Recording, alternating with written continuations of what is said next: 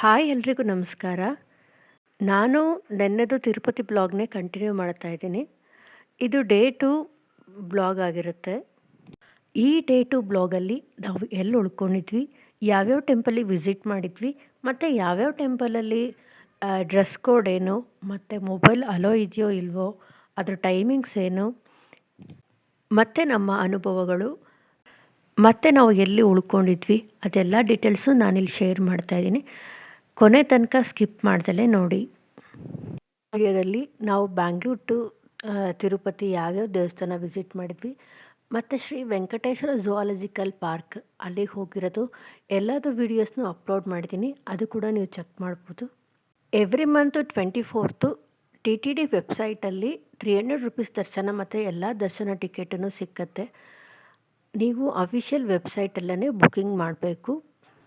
ಈ ಟಿಕೆಟ್ಸ್ ಬೇಕಂದರೆ ನಾವು around July 24th tickets open ಆಗುತ್ತೆ ಅಟ್ 10 AM. ಅವತ್ತಿಗೆ ನೀವು ಟಿಕೆಟ್ಸ್ನ ಬುಕ್ಕಿಂಗ್ ಮಾಡಬೇಕು. 10 ಮಿನಿಟ್ಸ್ ಬಿಫೋರ್ ವೆಬ್ಸೈಟಿಗೆ ಲಾಗಿನ್ ಆದರೆ ಆದಷ್ಟು ಒಳ್ಳೆಯದು. ಅದರ್ ಡೀಟೇಲು ಎಲ್ಲದನ್ನು ಅದ್ರಲ್ಲಿ ಅಪ್ಡೇಟ್ ಮಾಡಬೇಕು. ನಾವು ಆ್ಯಕ್ಚುಲಿ ರೂಮ್ಸ್ ಎಲ್ಲ ಆ ವೆಬ್ಸೈಟಲ್ಲಿ ಬುಕ್ ಮಾಡಿರಲಿಲ್ಲ. ನಾವು ಶ್ರೀನಿಲಯಂ ಅಂತ ತಿರುಪತಿಯಲ್ಲೇ ಟಿಕೆಟ್ಸ್ ಬುಕ್ ಮಾಡಿದ್ವಿ. ಶ್ರೀನಿಲಯಂ ಅಲ್ಲಿ ರೂಮ್ಸ್ ಎಲ್ಲ ಚೆನ್ನಾಗಿತ್ತು. ನಾವು ಅಗೋಡಾದಲ್ಲಿ ಅದನ್ನ ಬುಕ್ ಮಾಡಿದ್ದು. 3 ಮೆಂಬರ್ಸಿಗೆ ಗುಡ್ ರೂಮ್ ಅಂತಲೇ ಹೇಳ್ಬೋದು. 2 ಡೇಸಿಗೆ ಅಫೋರ್ಡಬಲ್ ಪ್ರೈಸಲ್ಲೇ ನಮಗೆ ರೂಮ್ಸ್ ಎಲ್ಲ ಸಿಕ್ಕಿತ್ತು. ಆಮೇಲೆ ನೀವು ಲಡ್ಡು ಏನಾದ್ರು ತೊಗೋಬೇಕು ಅಂತಂದರೆ 5 ರುಪೀಸ್ ಕಾಯಿನ್ ಮಸ್ಟ್ ತೊಗೊಂಡು ಹೋಗಿ. ಯಾಕಂದರೆ ಅಲ್ಲಿ ಈವನ್ ಕವರಿಗೆ ಸಮೇತ 5 ರುಪೀಸ್ ಚಾರ್ಜ್ ಮಾಡ್ತಾರೆ. ನೀವು 5 ರುಪೀಸ್ ಕೊಟ್ಟಿಲ್ಲ ಅಂದರೆ ಅವ್ರು ಕವರ್ ಕೊಡೋದೇ ಇಲ್ಲ. ಸೊ ಮಿಸ್ ಮಾಡ್ದಲೇ 5 ರುಪೀಸ್ ಕಾಯಿನ್ ತೊಗೊಂಡೋಗಿ. ನನಗೆ ಇಲ್ಲಿ ಬಿಗ್ಗೆಸ್ಟ್ ಪ್ರಾಬ್ಲಮ್ ಅಂತ ಅನಿಸಿದ್ದೇನೆ ಲ್ಯಾಂಗ್ವೇಜು. ಅಲ್ಲಿ ಯಾರಿಗೂ ಕನ್ನಡ ಬರಲ್ಲ, ನಮಗೆ ಯಾರಿಗೂ ತೆಲುಗು ಬರಲ್ಲ, ಮತ್ತು ಹಿಂದಿ ಸಮೇತ ಯಾರಿಗೂ ಬರೋದಿಲ್ಲ ಕರೆಕ್ಟಾಗಿ. ಎಷ್ಟೊಂದು ಜನಕ್ಕೆ ಹಿಂದಿ ಬರೋದಿಲ್ಲ, ನಮಗೂ ಕ್ಲಿಯರಾಗಿ ಹಿಂದಿ ಬರೋದಿಲ್ಲ. ಆ್ಯಕ್ಚುಲಿ ನಮಗೆ ನ್ಯಾಷನಲ್ ಲ್ಯಾಂಗ್ವೇಜ್ ಅಂತ ಇದ್ದರೆ ಎಷ್ಟು ಚೆನ್ನಾಗಿರುತ್ತಲ್ಲ. ಎಲ್ಲಿಗೆ ಹೋದರೂ ಒಂದು ಲ್ಯಾಂಗ್ವೇಜ್ ಅಂತ ಇದ್ದರೆ ಎಲ್ಲ ಕಡೆಗೂ ನಾವು ಆರಾಮ್ಸೆ ಅದನ್ನು ಯೂಸ್ ಮಾಡ್ಬೋದು. ಬಟ್ ಅದು ನನಗೆ ಇಲ್ಲಿ ಸ್ವಲ್ಪ ಟಫೆಸ್ಟ್ ಅಂತ ಅನ್ನಿಸ್ತು. ನಾವು ಫಸ್ಟು ಬೆಳಗ್ಗೆ ಹೋಗಿದ್ದ ದೇವಸ್ಥಾನನೇ ಶ್ರೀ ಪದ್ಮಾವತಿ ಅಮ್ಮವಾರಿ ಟೆಂಪಲ್ಗೆ. ಅಲ್ಲೇ ಆ್ಯಕ್ಚುಲಿ ಡ್ರೆಸ್ ಕೋಡ್ ಎಲ್ಲ ತುಂಬ ಸ್ಟ್ರಿಕ್ಟ್ ಇದೆ. ದುಪ್ಪಟ್ಟ ಎಲ್ಲ ಹಾಕ್ಕೊಂಡೇ ಹೋಗಬೇಕು. ಅಲ್ಲಿ ಎಷ್ಟೊಂದು ಜನ ಹಾಗೆ ಬಂದಿದ್ರು ಅಂತ ಅಲ್ಲಿ ಬೈತಾ ಇದ್ರು ಸೆಕ್ಯೂರಿಟೀಸ್ ಎಲ್ಲ. ಮತ್ತು ಪಾರ್ಕಿಂಗು ಇದೆ, ಮತ್ತು ಮೊಬೈಲೆಲ್ಲ ಏನೂ ಅಲೋ ಇಲ್ಲ ಅಲ್ಲಿ. ಅಲ್ಲಿ ನಾನು ಏನು ಫೋಟೋಸ್ ವೀಡಿಯೋಸ್ ಎಲ್ಲ ಏನೂ ತೊಗೊಳಕ್ಕಾಗಲಿಲ್ಲ. ಪದ್ಮಾವತಿ ಟೆಂಪಲ್ ಆದಮೇಲೆ ನಾವು ಹೋಗಿದ್ದು ಗೋವಿಂದರಾಜಸ್ವಾಮಿ ಟೆಂಪಲ್ಲಿಗೆ. ಇಲ್ಲಿ ಕಾರ್ ಪಾರ್ಕಿಂಗ್ ನಮಗೆ ಸಿಕ್ಕಲಿಲ್ಲ. ಬೇರೆ ಎಲ್ಲೋ ಒಂದು ದೇವಸ್ಥಾನದ ಹಿಂದ್ಗಡೆ ಎಲ್ಲೋ ದೂರದಲ್ಲಿ ಕಾರ್ ಪಾರ್ಕಿಂಗ್ ಸಿಕ್ಕಿತ್ತು. ಅಲ್ಲಿ ಕಾರ್ ಪಾರ್ಕಿಂಗ್ ಮಾಡಿದ್ವಿ. ಇಲ್ಲೂ ನಾವು ಸ್ಪೆಷಲ್ ದರ್ಶನನೇ ತೊಗೊಂಡಿದ್ವಿ. ಎಲ್ಲ ಕಡೆನೂ ತುಂಬ ರಶ್ ಇರೋದಕ್ಕೆ ನಾವು ಎಲ್ಲ ಕಡೆನೂ ಸ್ಪೆಷಲ್ ದರ್ಶನನೇ ತೊಗೊಂಡಿದ್ವಿ. ಶ್ರೀ ಕಪಿಲ ತೀರ್ಥಂ ದೇವಸ್ಥಾನಕ್ಕೆ ಅಲ್ಲೇ ಆ್ಯಕ್ಚುಲಿ ಗುಡ್ಡದ ಮೇಲಿಂದ ಫಾಲ್ಸ್ ಥರ ನೀರು ಬೀಳುತ್ತೆ ಅಲ್ಲಿ. ಅಲ್ಲಿ ಸ್ವಲ್ಪ ಸಿಕ್ಕಾಪಟ್ಟೆ ರಶ್ ಅಂದರೆ ರಶ್ ಇತ್ತು. ಅಲ್ಲಿ ಸ್ಪೆಷಲ್ ಟಿಕೆಟ್ ಆ ಥರ ಎಲ್ಲ ಏನೂ ಇಲ್ಲ. ಕಾರ್ ಪಾರ್ಕಿಂಗ್ ಮಾತ್ರ ನಮಗೆ ಸಿಕ್ಕಲೇ ಇಲ್ಲ. ತುಂಬ ದೂರದಲ್ಲಿ ನಾವೆಲ್ಲೋ ಕಾರ್ ಪಾರ್ಕಿಂಗ್ ಮಾಡಿ ಅಲ್ಲಿಗೆ ಹೋಗೋಕ್ಕೆ ತುಂಬ ಸ್ವಲ್ಪ ಟಫ್ ಅನ್ನಿಸ್ತು. ಪಾರ್ಕಿಂಗ್ ಇತ್ತು, ಬಟ್ ಅಲ್ಲಿ ಫುಲ್ ಆಗಿಬಿಟ್ಟಿತ್ತು ಅಂತ ಹೇಳ್ಬಿಟ್ಟು ನಮಗೆ ಎಂಟ್ರಿನೇ ಕೊಡಲಿಲ್ಲ. ತುಂಬ ಸಿಕ್ಕಾಪಟ್ಟೆ ರಶ್ ಇತ್ತು ಅಲ್ಲಿ ದೇವಸ್ಥಾನ. ಕಂಪ್ಲೀಟ್ ಮಾಡೋ ಅಷ್ಟೊತ್ತಿಗೆ ಅರೌಂಡ್ 12 ಆಗಿತ್ತು. ಅದಕ್ಕೆ ನಾವು ಒಂದು 3 ದಿವಸನೂ ಆಲ್ಮೋಸ್ಟ್ PS4 ನಮ್ಮದು ಲಂಚ್, ಡಿನ್ನರು, ಬ್ರೇಕ್ಫಾಸ್ಟ್ ಎಲ್ಲನೂ ಮುಗಿಸಿದ್ವಿ. ಸರ್ವಿಸ್ ಎಲ್ಲನೂ ಚೆನ್ನಾಗಿತ್ತು, ಮತ್ತು ಫುಡ್ ಎಲ್ಲನೂ ತುಂಬ ಚೆನ್ನಾಗಿತ್ತು.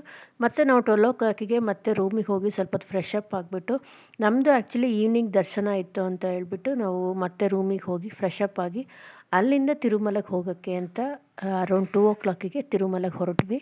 ಹಾಗೆ ಹೋಗ್ತಾ ಇಲ್ಲಿ ಎಂಟ್ರೆನ್ಸಲ್ಲಿ ಏನಿದೆ, ಇಲ್ಲಿ ನಿಮ್ಮ ಕಾರು, ನಿಮ್ಮ ಲಗೇಜು ಎಲ್ಲದೂ ಚೆಕ್ ಮಾಡ್ತಾರೆ. ವಾಟರ್ ಬಾಟಲ್ಸು ಅಂದರೆ ಪ್ಲಾಸ್ಟಿಕ್ ವಾಟರ್ ಬಾಟಲ್ಸು ಏನೂ ಕ್ಯಾರಿ ಮಾಡೋಂಗಿಲ್ಲ. ಇಲ್ಲಿ ಸ್ವಲ್ಪ ವೆಯ್ಟ್ ಟೈಮು ಸ್ವಲ್ಪ ಹೊತ್ತು ಆಗುತ್ತೆ. ಅಟ್ಲೀಸ್ಟ್ ಒಂದು 1/2 45 ಮಿನಿಟ್ಸ್ ಅಂತ ಆಗುತ್ತೆ. ಎಲ್ಲರೂ ಗಾಡಿಯಿಂದ ಇಳಿದು ಒಬ್ಬೊಬ್ಬರೇ ಹೋಗಿ ಅಲ್ಲಿ ಸ್ಕ್ಯಾನ್ ಮಾಡಿ ಒಳಗಡೆ ಹೋಗಬೇಕು. ಲಗೇಜ್ ಎಲ್ಲನೂ ಇಳಿದ್ಬಿಟ್ಟು ಲಗೇಜನ್ನೆಲ್ಲ ತೊಗೊಂಡ್ಬಿಟ್ಟು ಒಬ್ಬೊಬ್ಬರೇ ಸ್ಕ್ಯಾನ್ ಮಾಡ್ಕೋಬೇಕು. ಆಮೇಲೆ ಗಾಡಿ ಎಲ್ಲನೂ ಫುಲ್ ಚೆಕ್ ಮಾಡ್ತಾರೆ. ಪ್ಲಾಸ್ಟಿಕ್ ಬಾಟಲ್ ಇದೆಯಾ, ಏನಾದರೂ ಕ್ಯಾರಿ ಮಾಡಿದ್ದಾರಾ ಅಂತ ಹೇಳ್ಬಿಟ್ಟು ಎಲ್ಲದನ್ನು ಚೆಕ್ ಮಾಡ್ತಾರೆ. ಸೊ ಪ್ಲಾಸ್ಟಿಕ್ ಐಟಮು ಮತ್ತು ವಾಟರ್ ಬಾಟಲ್ಸು ಎಲ್ಲ ಏನೂ ಕ್ಯಾರಿ ಮಾಡಬೇಡಿ. ಮತ್ತು ನಾವು ಚೆಕ್ಕಿಂಗ್ ಎಲ್ಲ ಕಂಪ್ಲೀಟ್ ಮಾಡಿ ನಾವು ಬೆಟ್ಟ ಹತ್ತಕ್ಕೆ ಸ್ಟಾರ್ಟ್ ಮಾಡಿದ್ವಿ.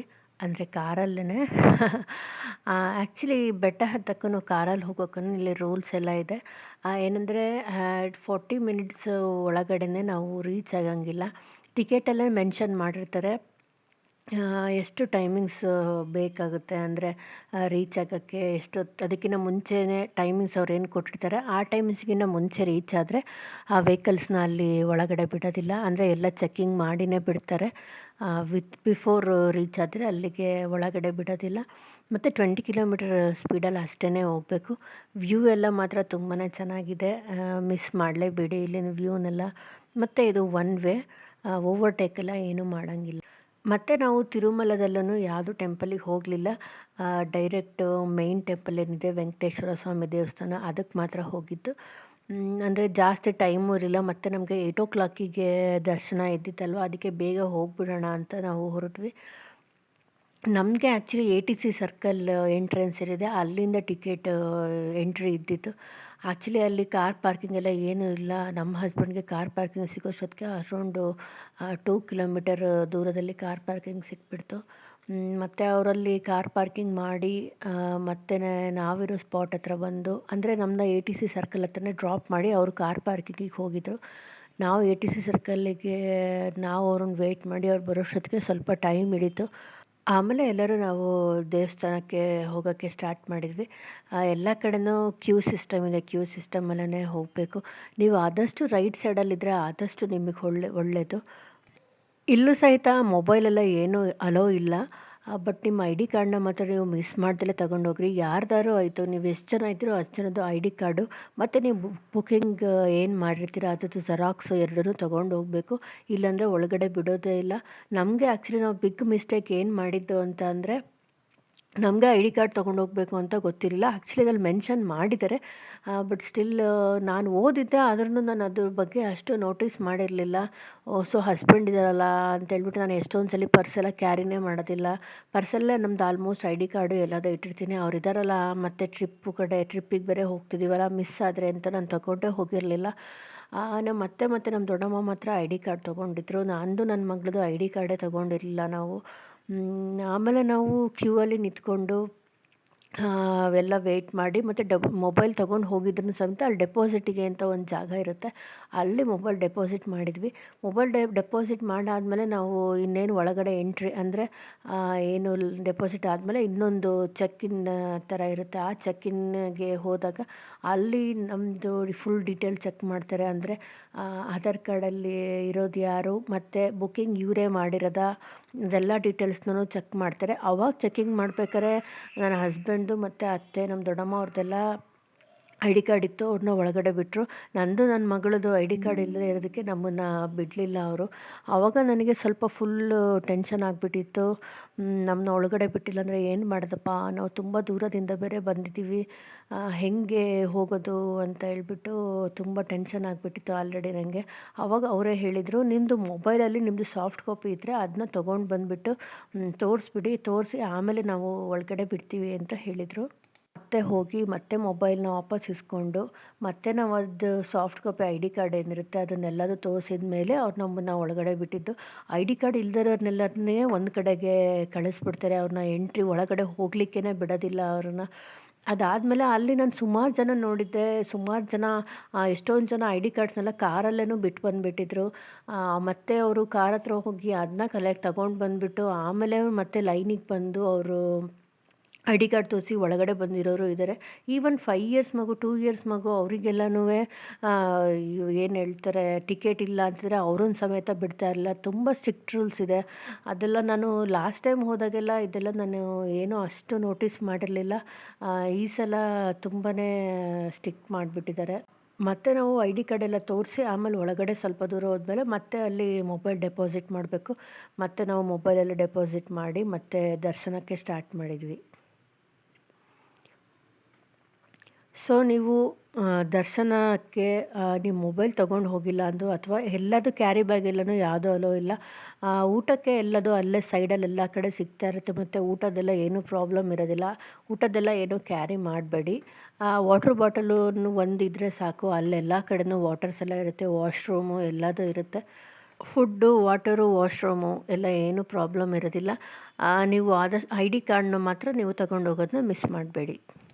ನಾವು ಐ ಡಿ ಕಾರ್ಡೆಲ್ಲ ತೋರಿಸಿ ಮೊಬೈಲ್ ಡೆಪಾಸಿಟ್ ಮಾಡಾದಮೇಲೆ ಮತ್ತೆ ಕ್ಯೂಗೆ ಸ್ಟಾರ್ಟ್ ಮಾಡಿದ್ವಿ. ಕ್ಯೂವಲ್ಲಿ ಹೋಗ್ತಾ ಹಾಗೆ ಒಂದು ರೂಮಲ್ಲಿ ಇರ್ತೀವಿ ನಾವು. ಅಂದರೆ ಒಂದು ರೂಮಲ್ಲಿ ಬಿಡ್ತಾರೆ. ಅಂದರೆ ದೊಡ್ಡ ಹಾಲ್ ಥರ, ರೂಮ್ ಅಂದರೆ ರೂಮಲ್ಲ, ದೊಡ್ಡ ಹಾಲ್ ಥರ. ಅಲ್ಲೂ ಸಹಿತ ಊಟ ಎಲ್ಲ ಕೊಡ್ತಾ ಇರ್ತಾರೆ. ಅಲ್ಲಿ ಸ್ವಲ್ಪ ವೇಟಿಂಗ್ ಟೈಮ್ ಇರುತ್ತೆ. ಆಮೇಲೆ ಗೇಟ್ಸ್ ಎಲ್ಲ ಓಪನ್ ಮಾಡ್ತಾರೆ. ಅಲ್ಲಿಂದ ನಾವು ದೇವಸ್ಥಾನಕ್ಕೆ ಹೋಗೋಕ್ಕೆ ದಾರಿ ಇರುತ್ತೆ. ಅದು ಹೋಗ್ತಾ ಹೋಗ್ತಾ ಒಂಥರ ಎಲ್ಲರೂ ಗೋವಿಂದ ಗೋವಿಂದ ಅಂತ ಹೇಳ್ತಿರ್ತಾರೆ. ಒಂಥರ ಖುಷಿ ಅಂತ ಅನ್ನಿಸ್ತಾ ಇತ್ತು ನಮಗೆ. ಆಮೇಲೆ ಇದು ಒಂದು ಕಡೆ ಬರೆದಿರ್ತಾರೆ, ಇದು ಲಾಸ್ಟ್ ವಾಶ್‌ರೂಮು. ಅಂದರೆ ಅಲ್ಲಲ್ಲೇ ಎಲ್ಲ ಕಡೆನೂ ವಾಶ್‌ರೂಮ್ ಇರುತ್ತೆ. ಒಂದು ಕಡೆ ಅದಿನ್ನೇನು ಲಾಸ್ಟ್ ವಾಶ್‌ರೂಮ್ ಅಂತ ಬರೆದಿರ್ತಾರಲ್ಲ, ಆವಾಗ ಒಂಥರ ಇನ್ನು ಸ್ವಲ್ಪ ಮಿನಿಟ್ಸಿಗೆ ನಾವು ದೇವ್ರು ನೋಡ್ತಾ ಇದ್ದೀವಲ್ಲ ಅಂತ ಒಂಥರ ಮೈಯಲ್ಲೆಲ್ಲ ಗೂಸ್ ಬಂಪ್ ಬರೋ ಥರ ಆಗ್ತಾಯಿತ್ತು. ಒಂಥರ ಖುಷಿ ಆಗ್ತಿತ್ತು. ಇನ್ನು ಸ್ವಲ್ಪ ಹೊತ್ತಿಗೆ ನಾವು ದೇವ್ರು ನೋಡ್ತಾ ಇದ್ದೀವಲ್ಲ, ವೇಟಿಂಗ್ ಟೈಮ್ ಮುಗೀತಲ್ಲ ನಮ್ಮದು ಅನ್ನೋ ಥರ. ನಿಜವಾಗ್ಲೂ ನನಗೆ ಮುಂಚೆ ಎಲ್ಲ ಅನ್ಕೊತಿದ್ದೆ, ಇಷ್ಟು ದೇವರು ಬ್ಯುಸಿ ಇರುತ್ತಲ್ಲ, ಆ ದೇವ್ರನ್ನ ನೋಡೋಕ್ಕೆ ಯಾಕೆ ಹೋಗ್ಬೇಕಪ್ಪ ಅಂತ ಅನ್ನಿಸ್ತಾ ಇತ್ತು ನನಗೆ. ಬಟ್ ಅಲ್ಲಿ ನಾನು ನೋಡೋಕ್ಕೆ ಹೋದಾಗ ಒಂಥರ ಅದು ಆಗಿದ್ದ ಖುಷಿನೇ ಬೇರೆ. ಒಂಥರ ಏನೋ ಒಂಥರ ಖುಷಿ ಆಗ್ತಾಯಿತ್ತು.